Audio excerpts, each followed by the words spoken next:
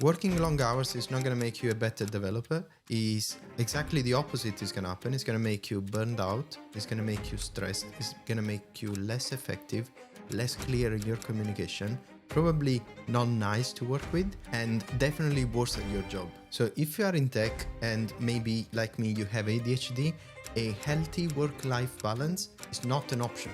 It's something that you must do in order to work, in order to function. And it's also essential if you want to grow in your career. If you want to get better, if you want to get promotions, if you want to learn more, you need to be in top conditions. Working long hours is not moving you in that direction. So make sure whenever you have to work long hours, you understand if that is necessary. Sometimes it's a necessity and we all do it, but making that a chronic thing is not okay. So in this video, what I'm going to talk about is what are my principles and why I follow them, why they are important. So we're going to discuss them, what are the principles and why for each of them. Hi, my name is Anto and I am a software engineer. I've been coding for years, I've been managing teams for years, and during the time I made lots of mistakes and I learned from these mistakes. So these are the principles that I have built so far. Maybe in the future I'm gonna have more. Hope you're gonna enjoy this video. Let me know in the comments if you have questions.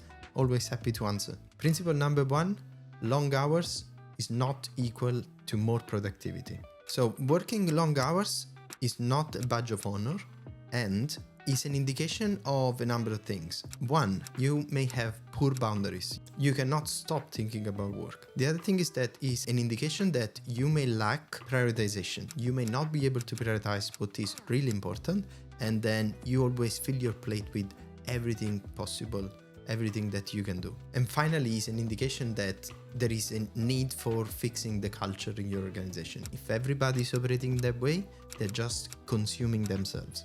So it's important that you identify these things and you try to change them. Principle number 2, consider the opportunity cost. What is the opportunity cost? So in finance, the opportunity cost is whenever you do something with your money, you're not doing something else. So you are paying that opportunity cost. In your work-life balance is exactly the same. Whenever you are spending hours working, you are not doing something else. You're not resting, you're not learning, you're not spending time with family, you're not exercising. So always ask yourself if what you're doing is too expensive. So if the opportunity cost is not worth the effort, then make sure you don't do it, or make sure you create those boundaries that we mentioned before. Principle number 3 is protect time with your supporters. You may ask, who are your supporters? Your supporters are your family, your kids, your friends. If you cut them off of your life because you are too busy working,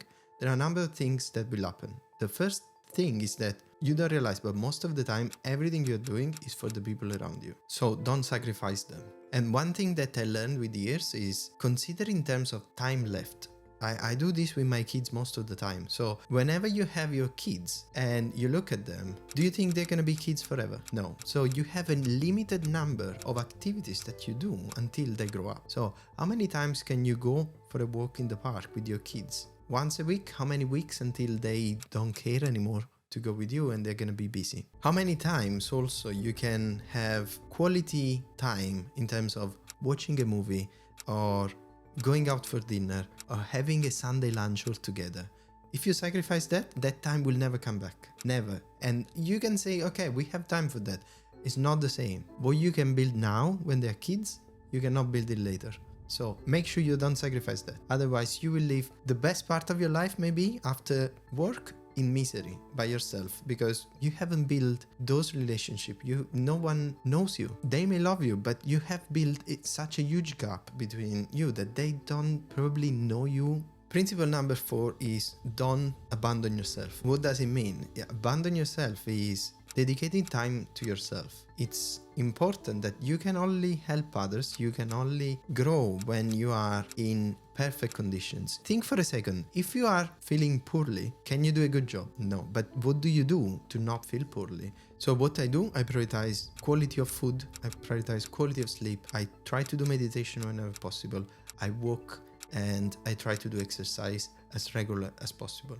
It's always possible? No, it's not easy. It's not easy, but that is the point. Your work is not just sitting at your desk. Your work is everything. To be at your peak performance, you need to work on every single aspect of your life. You cannot just work on one single thing. So mental and physical activities are the best developers tools that you can use. Make sure you don't forget that. Principle number 5, keep learning daily. If you are not learning daily, you're not going to feel any progress, and you are crystallizing your knowledge to a specific point in time. So you don't have that flexibility to pick up new things later on.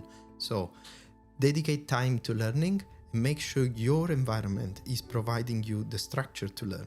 If you're not learning, try to change internally or externally. Keep learning. Continuous learning is what we need to do, especially in the era of AI. So now the last principle is always be kind. Always be kind is a skill, is not a weakness, is probably your best strategy.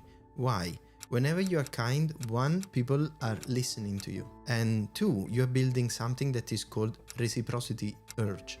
And reciprocity urge, essentially, people around you, if you're nice with them, they will respond to you in a nice way. You don't have to be fake, it's important. You must be genuine, and whenever you are nice and kind with other people, that will change the entire culture in your organization. Or you may not want to change the organization, or you may not be able to change the organization, but you may create little pockets of happiness inside your teams. So always try to be kind, and that will pay back multiple times. So these are my principles. Let me know what are yours down in the comments, or ask questions if you have any.